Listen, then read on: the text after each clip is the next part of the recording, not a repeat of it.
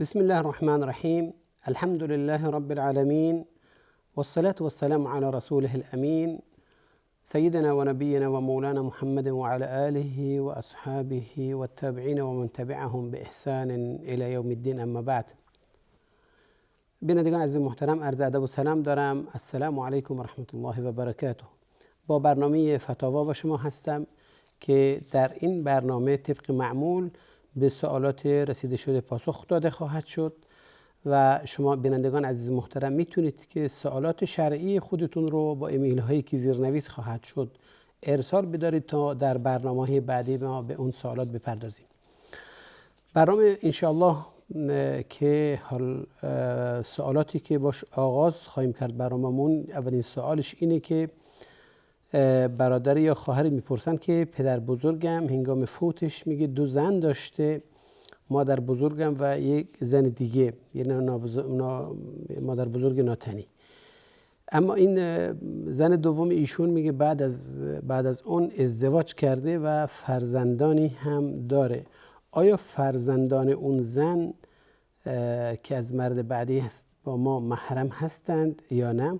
اگر توضیح بدید ممنون میشم.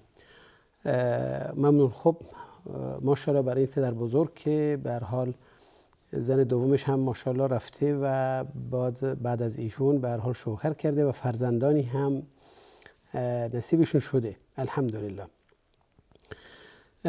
ببینید خدمت شما که عرضم، مادر به هر حال زن پدر بزرگتون که به منزله مادر بزرگتون حساب میشه، طبعا ایشون شخصا محرم شما هستند به نص قرآن که حالا جز مادرتون به حساب میان خودشون البته، و محرم شما هستند و محرم فرزندانتان هستند.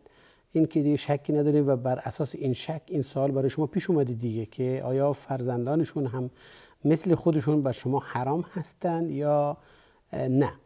ببینید یه توجه داشته باشید اینکه اگر ایشون الان زن پدر بزرگ شما می شدند و فرزندانی هم از شوهر دیگه داشتند، آیا فرزندان اون زن برای شما یا برای پدرتون حتی می شد باشون ازدواج کرد یا نه؟ میتونستن باشون ازدواج کنن یا نه؟ بدون شک بله دیگه. اون کسی که نامحرم هست همون مادر بزرگتون است بعد از ازدواجشون با پدر بزرگتون دیگه.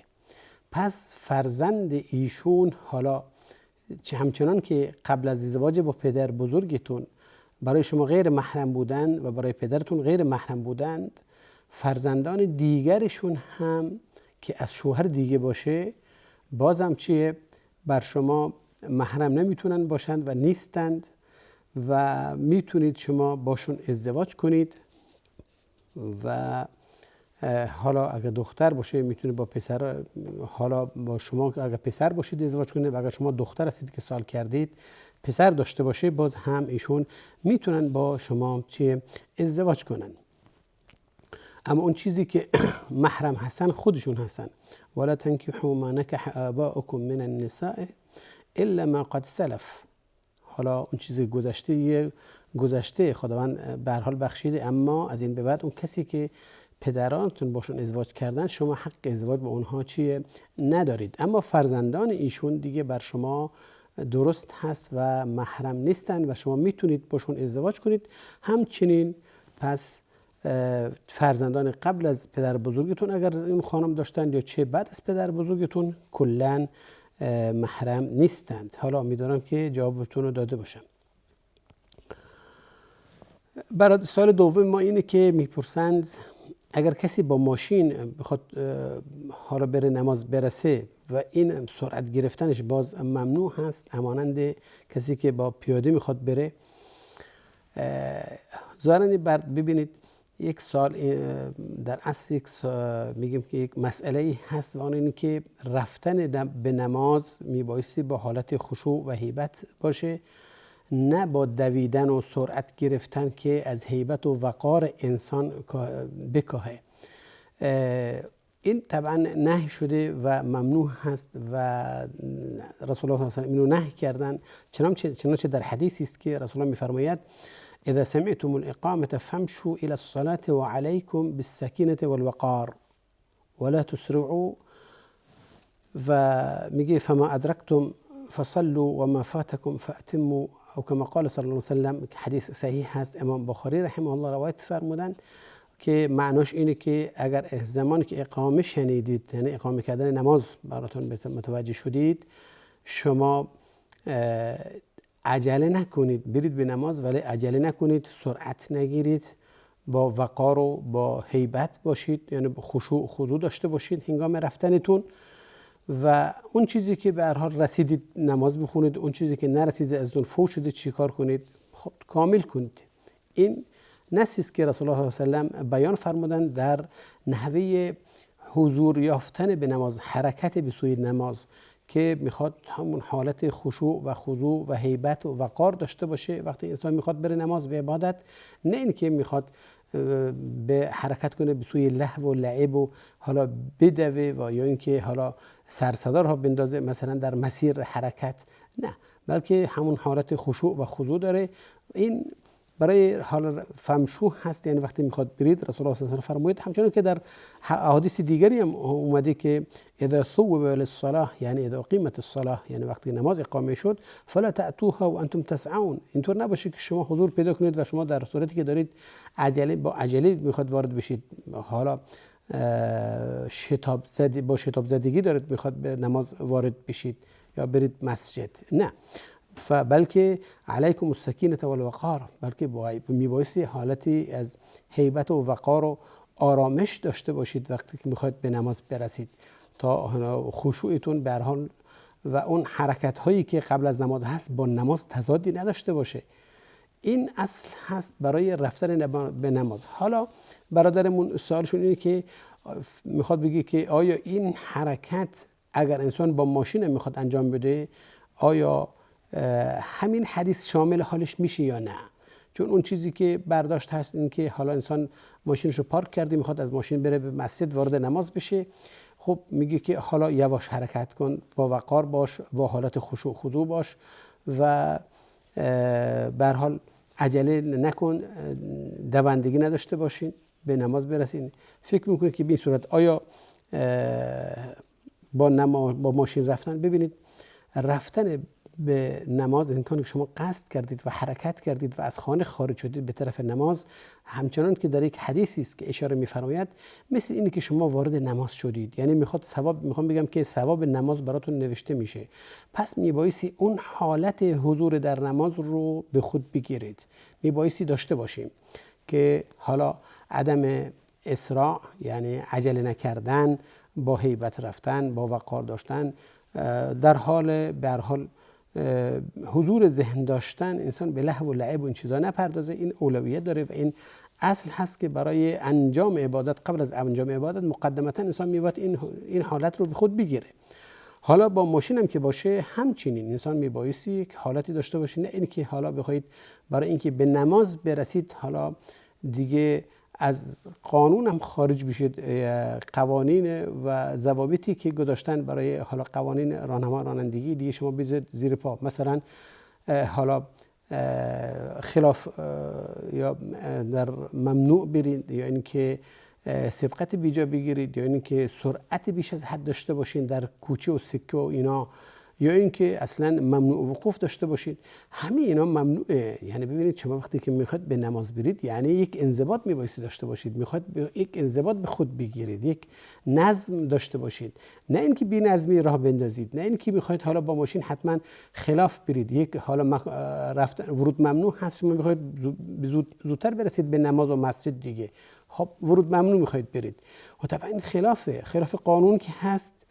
شرعاً هم که شما نمیتونید قانون رو زیر پا بذارید، خلاف قانون کار کنید. پس الان هم شرعاً هم الان در حال عبادتتون هم چیه؟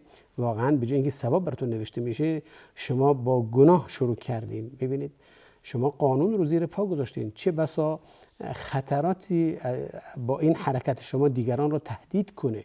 پس طبیعی است که این ممنوع هست و این جایز نیست. اتفاقاً من چند روز پیش بود خواستم برم مسجد، دیدم که نماز صبح بود، فجر بود، که یک ماشین به هر حال برعکس همچنان خدمت عرض کردم خب می اومد با خیلی سرعت. ببینید اینا ممنوع هست و این قانونا درست نیست، صحیح نیست و همچنین شرعاً خداوند این چیه اجازه نداده به کسی که با این به هر حال روش میخواد حالا با زیر پا گذاشتن قانون میخواد چیکار کنه که عبادت کنه. نه، خب فما ادرکتم فاتموس که اون چیزی که در کردید بخونید دیگه، تموم شد. اون چیزی که فوت کرده هم دیگه چیکار کنید؟ به هر حال بنا کنید و ادامه بدید نمازتون و این درست نیست و میبایستی اینو بدونید که همچنان که رسول الله میفرمایند فان احدکم اذا کان یعمد الى الصلاه فهو في الصلاه. هرگاه کسی از شما قصد نماز کنه مثل این که هرچی وارد نماز شده، پس دیگه عجله لازم نداره، با اینکه قانون زیر پا گذاشتن نیاز نیست، ممنوع وقوف ایستادن لازم نیست. شما میتونید محل مخصوص رو پیدا کنید بایستید. حالا یه رکعت هم که فوت بشه، خب دیگه شما لااقل گناهی مرتکب نشدین در اینجا، پس بهتره که شما قانون رو زیر پا نذارید و همچنین اون حالتی از هیبت و خشوع و خضوع داشته باشین برای انجام عبادت و خداوند حرص شما رو زیاد کنید. ببینید وقتی که حضرت ابوبکر در نماز جماعت با رسول الله صلی الله علیه و سلم با عجله وارد مسجد شد و در صف قرار نگرفت و پشت صف ایستاد نماز خوند، رسول الله صلی الله علیه و سلم بعد که متوجه شد یا بهش گفتند فرمودند که زادک الله حرصا او کما قال صلی الله علیه و ولا تعود او کما قال صلی الله علیه و فرمودند که خداوند حرص شما رو زیاد کنه برای حالا درک عبادات اینا و اما این تکرار نکن، یعنی با عجله وارد مسجد نشو، زیرا که باعث این میشه که یک به هر حال مزاحمت ایجاد کنید برای اونایی که دارن نماز میخونن، اونا رو از حالت خشوع و خضوعی که دارن خارج کنید. یعنی اون حرکات شما، صدای پای شما، دوندگی شما باعث میشه که دیگران رو چکار کنه؟ مشغول به خودش کنه و این جایز نیست. این مزاحمت ایجاد کردنه. حتی علما گفتن وقتی شما وارد مسجد میشین افرادهایی دارن نماز میخونن یا قرآن میخونن، شما سلام نکنید. خیلی از علما رایشون بر اینه که وقتی کسی به عبادت مشغول هست، شما عبادت دیگه اون رو مشغول نکنید با عبادت دیگه، پس حق ندارید. حالا چه رسد که یک فعلی به هر حال ممنوع باشه مثل حال دوندگی و اینا دیگه که طبعا حکمش مهمتره. اما میگه که آیا اگر نماز آخر نماز جماعت باشه که یعنی نماز از انسان فوت بشه، اون زمان هم عجله در اصل ممنوع هست یا نه؟ ببینید وقتی گفتیم عجله، نه سرعت گرفتن با ماشین، نه دوندگی از اول مسجد تا اینکه به صف برسید، یعنی با اون از اون حالت وقار که دارید میرید، یواش دارید میرید، اینها با تأنی دارید میرین، یعنی یک کم سرعت بگیرید، یک کم عجله کنید. خب این آیا درست هست یا نه؟ بازم بعضی از علما مثل مذهب شافعی میفرمایند که نه، اون حالت به هر حال وقارش میبایستی داشته باشه تا آخرش، هر جا که رسید، حتی اگر نماز جماعت ازش فوت بشه. اما باز خیلی از مذاهب‌های اسلامی بر این هستن که نه، اینجا میتونه یکم سرعت بگیره تا اینکه نماز جماعت ازش فوت نشه، تا برسه به نمازش، زیرا که جماعت اول و جماعت اصلا ثوابش میدونید که ضریب 27 داره که انسان میبایستی طبعا اون محروم نشه ازش. اینجاست که این علما اجازه دادن و این اختیار شیخ الاسلام ابن تیمیه هست رحمه الله و دیگر بزرگان ما که میتونه انسان اگر میدونه که نماز جماعت ازش فوت میشه که یکم به خود سرعت بده و نماز برسه. ظاهرا ما یک میان برنامه داریم، بعد میان برنامه انشالله مطلب دیگر رو آغاز میکنیم با هم.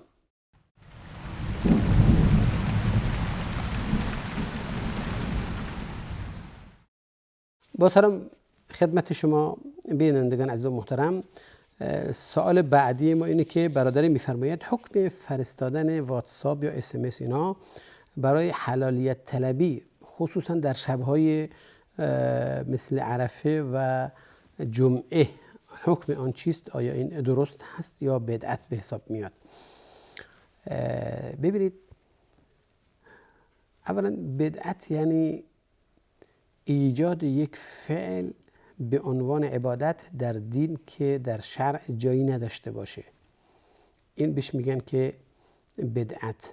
وقتی که حالا یک فعلی انسان داره مرتکب میشه، انجام میده و به شعار عبادت و اصلی هم نداشته باشه، خب این میگن که حالا بدعت مرتکب شده. اما اون چیزی که یک عبادت هست و بهش انسان بخواد حالا انجام بده، میخواد اون رو به هر حال که روش خاصی هم شاید نداشته باشه، مثلا توصیه کردن راهی مختلف داره، این کسی بهش نمیگن بدعت. وسایلی که حالا تازه وجود آمده از این طریق، اگر ما بخوایم در عبادت ها در مسائل شرعی به کار بگیریم، کسی نمیگه که شما مرتکب بدعت شدید، بلکه حالا استفاده خوب شده از یک وسیله در رسیدن به هدف که یک هدف شرعی است. مثلا رفتن به نماز با پیاده رفتن، بله مطلوب هست، رفتن به نماز مطلوب است. حالا اگر کسی با ماشین بره، کسی نمیگیم که این مرتکب بدعت شده، بلکه نه، یک وسیله رو به کار گرفته در انجام و رسیدن به یک هدف شرعی و اصلی که همون اقامه نماز هست. مثلا تسامح در دین مطلوب هست و خواسته شده، عفو گذشت در مقابل اشتباهات، طلبیدن حلالیت بگیم، و این مطلوب هست و این خواسته شده از ما که این اخلاق رو داشته باشیم و این یک نوع از اخلاق هایی است که از مکارم اخلاق است که رسول الله صلی الله علیه و آله به هر حال ما رو تشویق میکنه به اون، انما بعثت لاتمم مکارم الاخلاق. به شعار میاد، میگه من به هر حال مبعوث شدم تا این که مکارم اخلاق رو به هر حال به شما یاد بدم و تمام کنم اون چیزی که مکارم اخلاق هست من به شما بیاموزم. و احادیث زیاد داریم، آیات زیاد داریم. و ان تعفوا اقرب للتقوى ولا تنسوا الفضل بينكم وان كان ذو عسرة فنظرة الى ميسرة و خذ العفو وامر بالعرف واعرض عن الجاهلین. آیاتی است که حالا به معنیش میپردازم برای عزیزان که با ما هستن. اولا که و ان تعفوا اقرب للتقوى، میگه در مسائل خلافی است که بین زن و شوهر وجود داره، در مسائل مطالبات حقوق هست که بعد میفرم مخاطب قرار میده صاحب حق رو که میفرماید و ان تعفوا اقرب للتقوى، اگر که شما اون رو ببخشید این به تقوا چیه؟ نزدیکتره. یعنی عفو و گذشت و سماحت داشته باشین نسبت به همدیگه. و همچنین و این کان ذو عسرة فنظرة الی میسرة، این در مقابل حقی است که ثابت است. شما حق مالی دارید از کسی، یعنی مالتون رو در اختیار کسی گذاشتید به عنوان قرض و الان طلب استرداد دارید میکنید. خداوند میفرماید و ان کان ذو عسرة، و اگر کس از جمله کسانی باشه که نداره، نه اینکه داره تأخیر میکنه اما نداره، فنظرة الی میسرة، اصل اینه که شما مهلت بدین تا زمانی که چیه که انشاءالله بتونه. ببینید ما رو دعوت میکنه به این مسئله و همچنین دستور میده به پیامبر که تعلیمی است برای امت، میفرماید که خذ العفو و امر بالعرف و اعرض عن الجاهلین. خب عفو گذشت اختیار کن، فضیلت رو اختیار کن و به اون چیزی که عرف هست و شریعت میپسنده عمل کن یا امر بفرما، اختیار شریعت هست. و در مقابل افراد جاهل و نادان که در مقابل شما قرار میگیرند چیه؟ روی گرداری کنی، جوابشون نده. ببین در کمال اخلاق و مهربانی داره به من شما یاد میده که فکرتون در این زمینه نباشه که شما بخواید جبهه بگیرید در مقابل اون افراد و بخواید جوابشون بدید، نه، بلکه روی گردان باشید و از اینها بگذرید. یعنی به ما داره یاد میده که به چیه؟ مقابل به مثل نکنیم. و پس به هر حال احادیث همچنین در این باب هست که رسول الله صلی الله علیه و آله میفرماید که رحم الله امرأ سمحا اذا باع و اذا اشترى و اذا اقتضى. میفرماید که به هر حال خداوند رحم کرده کسی که هنگام معامله خرید و فروشش و همچنین طلب قرضش چیکار میکنه؟ مردی بسیار به هر حال سختگیر نیست، عفو گذشت داره. و احادیث باز هست که رسول الله صلی الله علیه و آله ببینید اخلاقش بر این بوده که عفو گذشت رو پیشی میگرفتن. ببینید اما این عفو گذشت طبعا شاید به کار گرفتنش هرچند که مطلقاً این مطلوب هست، اما در زمان خاص اگر به کار گرفته بشه به امید این که اجر و پاداشش فزونی پیدا کنه، فطبعا این مرغوبتر و بهتر افضلتره. مثلا همچنان که اشاره فرمودن در سوال، اگر روزهای جمعه یا عرفه باشه و طبعا این اولاتر عفو و گذشت اگر بخواد انسان انجام بده در روز عرفه باشه، واقع باشه که طبعا ارزش بیشتره. طبعا روزهای عید اگر توجه کرده باشین در خیلی از مناطق‌های ما رسم اینه که هنگام یکی از اصطلاحات روز عید که طلب حلالیت هست که از هم دیگه حلالیت میطلبند و این بیانگر اینه که اختیار زمان برای عمل خوب این ارزش فزونی پیدا میکنه. پس این مطلوب هست و این صحیح هست و که انسان در روزهای مختصی همیشه از این اخلاق داشته باشه، اما روزهایی که فضیلت داره انسان اختیار کنه و برای عمل هر گونه عمل خیری من جمله این شی یعنی حلالیت و عفو و گذشت و بخشش و اینا. و ناگفته نماند که در مقابل این جدل و جنگ و دعوا باعث میشه که خیری از انسان چه به هر حال میگیم که بگذره. همچنان که رسول الله صلی الله علیه و سلم در شب قدر ایشون بیرون اومدن از منزل یا از مسجد که به مردم بیان کنن بر مردم که شب قدر چه روزی است و یا چه ساعتی است.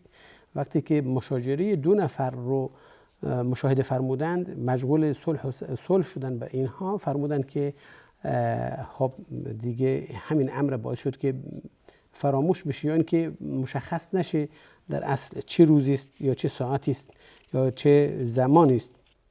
و همچنین در حدیثی است که اعمال بنی آدم در هر هفته 2 بار چه مورد ارزیابی قرار میگیره، روز دوشنبه و روز پنجشنبه. فیغفر لكل عبد مؤمن الا عبدا بینه و بین اخیه شحناء.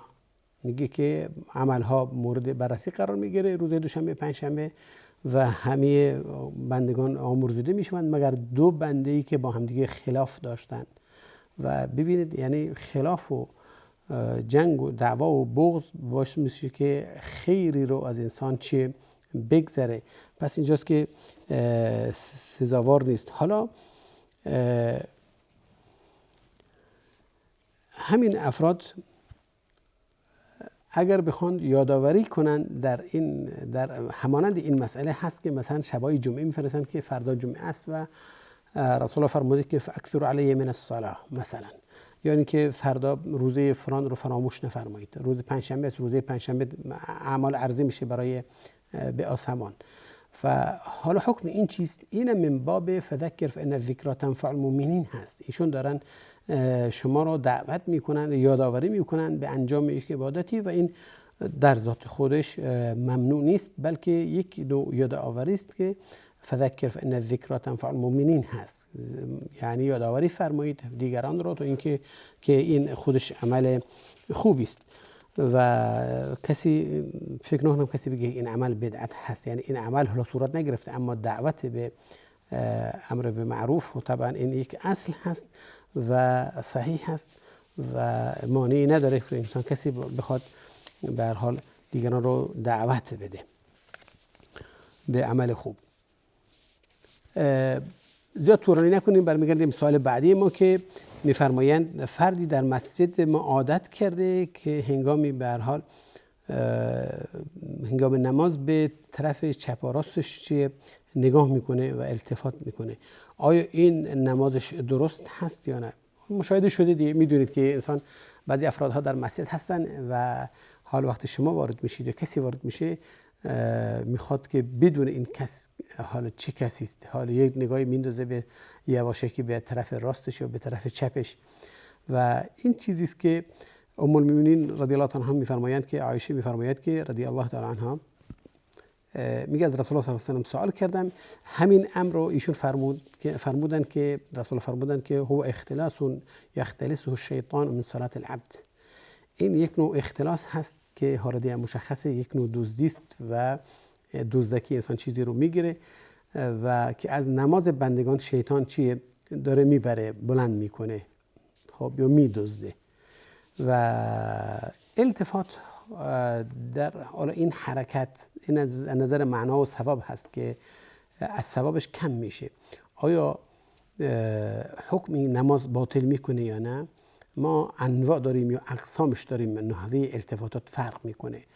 ببینید، توجه به قبله کردن و مستقیما روبروی قبله ایستادن در اصل این واجب هست و به حساب نماز اگر غیر از این باشه قبول نمیشه. شرط صحت نماز این است که انسان رو به قبله باشه. حالا کسی بخواد از قبله خودشو بچرخونه، خب متحول بشه به طرف دیگه، طبعا این میشه نماز باطل. حالا فرق میکنه، افرادی هستن که اینو میدونن، افرادی هستن که اینو نمیدونن. اون که جاهل هستن که امیدوارم خداوند ازشون ببخشه و به لطف و کرمش اونها رو بپذیره، به هر حال عبادتشون قبول بفرماید.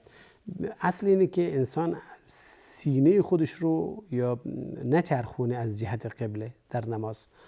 و التفات دیگری هست که همون چرخوندن سر هست هنگام نماز خوندن به طرف راست یا به طرف چپ، که این خودش خلاف ادب نماز هست که انسان وقتی نماز میخواد بخونه میبایستی حضور ذهن داشته باشه، نگاهش به طرف حالا جایی پیشینیش باشه یا به مستقیما باشه یا هر جا میخواد باشه. اما اینکه به طرف چپ و راست بخواد حالا توجه کنه و نظر بندازه حالا چی کسی میاد چی کسی میره، این که معناش اینه که شما در نماز نیستید. اگر اگر قلب حضور پیدا کنه، خشوع پیدا کنه، طبعا اعضای بدن هم چه خشوع و خضوع خواهد داشت. اینجاست که مکروه خوندن حکمش مکروه هست که انسان حالا بخواد سرش رو به طرف چپ و راست بگردونه، ببینم حالا اینکه وارد مسجد شده چه کسی هست و چه چیزی هست. اگر اینکه ضرورت پیدا کنه، اگر ضرورت پیدا بشه حالا مانعی نداره. مثلا فکر کنید که حالا یک شاید حالا چیزی وارد مسجد شده که خوب نباشه، مثلا میخواد توجه کنید، یا اینکه یه مسئله دیگری هست، یا بچه‌ای هست داره اونور میشه، یا این کسی که نابینایی است داره به طرف حالا برق و این چیزا داره میره، متوجه شدید مثلا نگاه کردین که اشاره کنید به کسی، به هر حال این حالا ضرورت پیدا کرده مانعی نداره. اما نگاه کردن بدون اسباب و بدون ضرورت مکروه هست و صحیح نیست.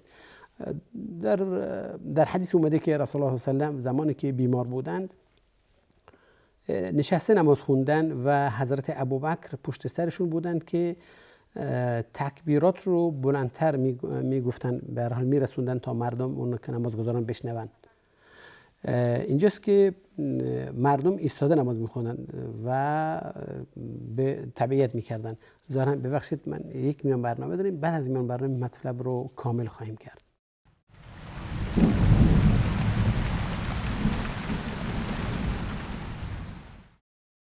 با سلام مجدد خدمت شما بینندگان عزیز محترم برمیگردیم به سوالی که مطرح شده بود درباره التفات در نماز هست که انسان به طرف چپ و راست توجه کنه در حالتی که ایشون به نماز ایستاده باشن.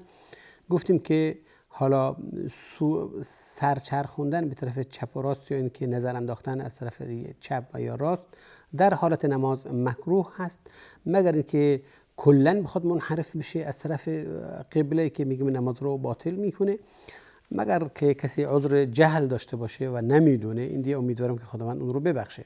گفتیم که اما التفات بعضی موقع ضرورت پیدا میکنه که انسان نگاه کنه، حالا برای حفظ جانی یا رد خطری اینها، خب ضرورت پیدا میکنه. اینجا حکم به هر حال ضرورت ایجاب میکنه، به خودش میگیره و مانعی ایجاد نمیکنه. و گفتیم که در حدیثی که رسول الله صلی الله علیه و سلم در زمانی که بیمار بودن نشسته نماز خوندن و جماعت پشت سرش بودن و حضرت ابوبکر در پشت سر ایشون تکبیر پیامبر را صلی الله علیه و سلم به مردم میرسوندن، یعنی بلند میگفتند، زیرا که رسول الله صلی الله علیه و سلم صداش ضعیف شده بود، بیمار بودن و حضرت ابوبکر بلند میخوندن.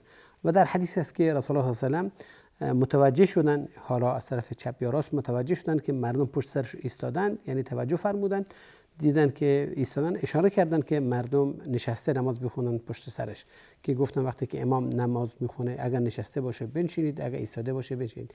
قصد از این حدیث همون التفات رسول الله صلی الله علیه و سلم هست بر افرادی که پشت سرش نماز خوندن. میخوام بگم که ضرورت ایجاب میکنه، وقتی ضرورت باشه مانعی نداره.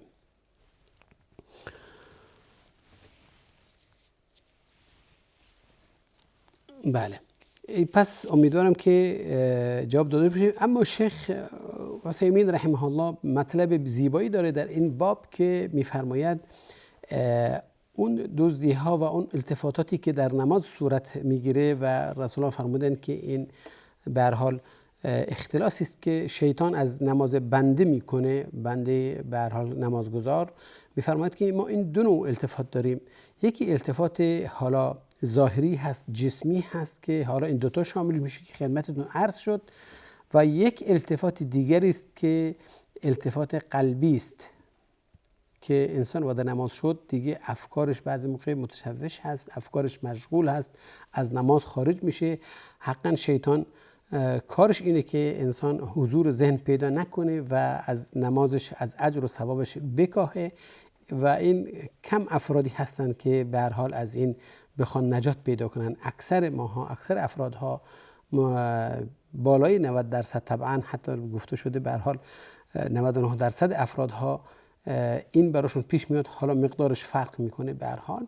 اما این هست که شیطان این به هر حال اختلاس میکنه از عبادت ما، از عبادت بندگان، و امیدوارم که خداوند همه رو به هر حال به لطف و کرمش حفظ کنه. و این چیزی است که بزرگترین خطر هست، همون مشغول قلب از عبادت و اینها. سوال بعدی ما اینه که میفرمایند، سوال کننده میفرماید که آیا درست هست که اگر میخواهیم نماز سنت رو بعد از فرض بخونیم جاهامون رو بی‌باعث عوض کنیم؟ بله، حکمت اون چیست؟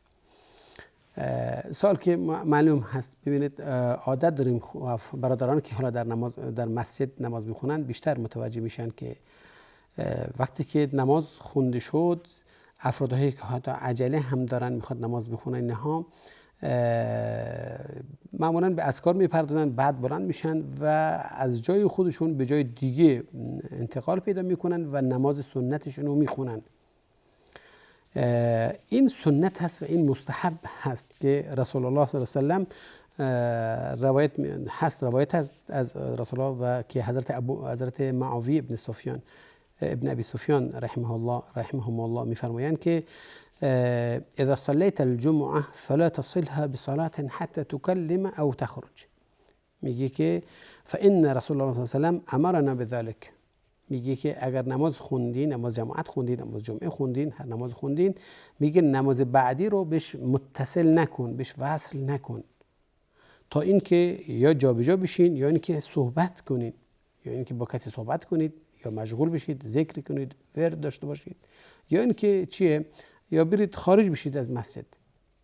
زیرا که رسول الله صلی الله علیه و آله میفرمایند، زیرا که رسول الله صلی الله علیه و آله به ما این چنین دستور دادن که الا توصل صلاة بصلاة حتی نتکلم او نخرج.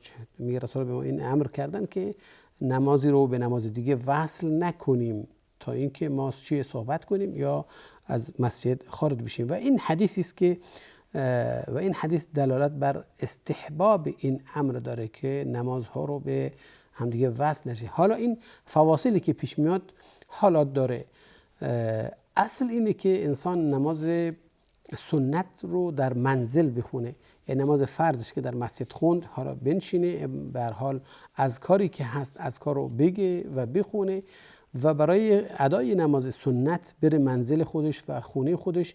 همچنان که در حدیثی است که منزلهاتون رو قبور نکنید، یعنی مثل مقابر نباشه که هیچ عبادتی درش خونده نمیشه، بلکه نمازها رو در خونه بایستی چی سنت ها رو در خونه آورد و در منزل خوند، تا اینکه همانند یعنی از حالت تشبیه مقبره چی خارج بشه. این یک افضلین انتقال همینه که انسان فرضش رو در مسجد بخونه و سنتاش رو چیه در منزل، در مسجد پس نماز فرض، در منزل نمازهای سنت. حالا اگر اینم نباشه، انسان دومش هست، مرتبه دوم این که از جایی به جای دیگه، حالا از پشت ستون به ستون دیگه بره، از اون به جلو بوده بیاد عقب نماز ببنده، اونایی که عقب هستن برن جلو نماز میبندن. یعنی انتقال پیدا کردن از یک مکان به مکان دیگه، این هم خودش مستحب هست و این حکم رو میرسونه که نماز وصل نیست به هم دیگه. مرحله سوم میشه که انسان صحبت کنه. اگه بخواد در محل خودش نماز بخونه میشینه، طبعا صحبت میکنه.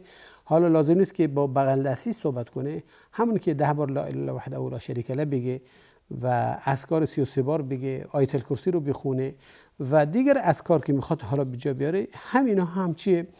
حکم صحبت کردن داره و فاصله به حساب میاد و با این میتونه نمازش رو بخونه.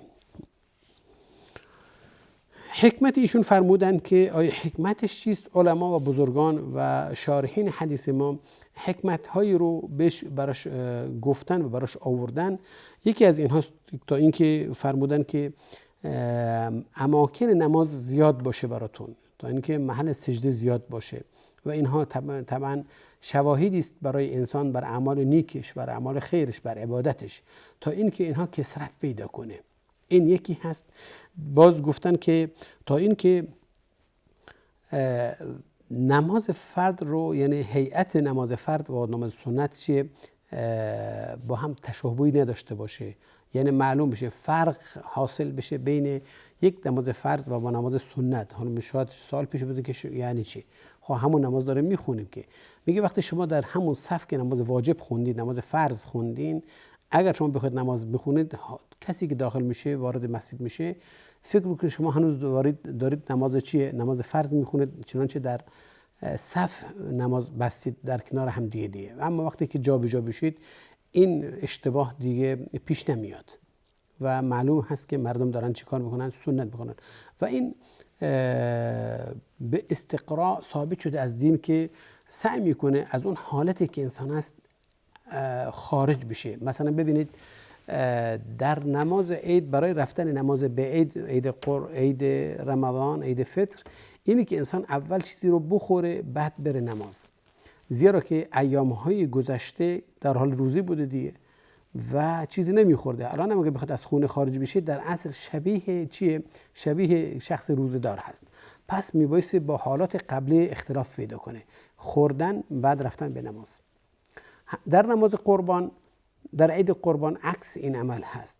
انسان سنتی که چیزی نخوره، زیرا که ایام به هر حال ایام افطار هست، ایام واجب به روزه گرفتن نیست، هرچند که عرفه روز سنت هست، اما این واجب نیست که کسی فکر کنه که حتما اعلی افرادها روزه هستن. نه، پس اینجاست که سنت اینه و مستحب اینه که انسان در عید قربان چیزی نخوره و بره وارد به هر حال مصلی نماز عید بشه، نماز عیدشو بخونه و برگرده به عبادت‌های دیگه مثل قربانی مشغول بشه و چیزی رو بخوره. پس این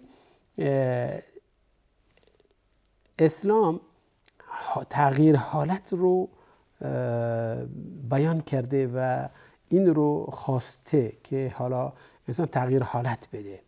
ببینید چه در روزهای عید و چه در همین حالا همانند مسائل دیگر هم که این خواسته. پس این حکمتش، حالا شاید چیزای غیر از این هم باشه والله اعلم، اما این حکمتی است که علما بیان کردن و فرمودن.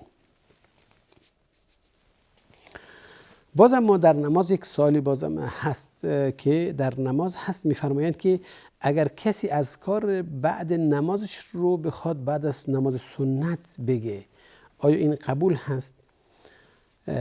متوجه بشین که افرادهایی که حالا مردان که در نماز مسجد میرن بیشتر مشاهده میشه و حتی این سنت هست که عموما حتی خواهران در منازلشون هم این اذکار بعد از نماز به جا بیارن و این رو داشته باشن.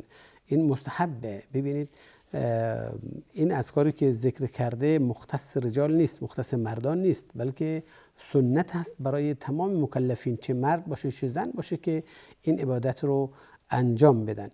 و احادیثایی که اومده دلالت بر این داره که بعد از نماز فرض این عبادت یا این اذکار گفته میشه و این تسبیحات میاد. چنانچه در حدیثی است که کان رسول الله صلی الله علیه و سلم اذا انصرف من صلاته استغفر ثلاثا وقال اللهم انت السلام و منك السلام یا ذا الجلال و الاکرام. ببین رسول الله وقتی که از نماز فرض فارغ می شدند و جواب سلام می دادند میفرمایند استغفر الله استغفر الله استغفر الله اللهم انت السلام و منك السلام. یعنی چی؟ این که مباشرتا قبل از که به نماز سنت بپردازه این رو میگفتن و مینشستن. و همچنین در حدیث دیگه میفرمایند که معقبات لا یخیب قائلهن او فاعلهن دبر كل صلاة مکتوبه او کما قال صلی الله علیه و سلم. میگه که به هر حال مسائلی است که بعد گفته میشه، یعنی بعد از نماز فرض گفته میشه یا انجام داده میشه که 33 بار میفرمایند 33 بار تسبیحات هست و همچنین 33 بار تحمید هست و 33 یا در روایت دیگه 34 بار تکبیر هست که میفرمایند دبر کل صلات مکتوبه، پشت یعنی بعد از نماز فرض. پس با این احادیث و احادیث دیگری که هم وجود داره اینه که اذکار معمولاً بعد از نماز فرض هست و قبل از نماز سنت. این جاش اینه.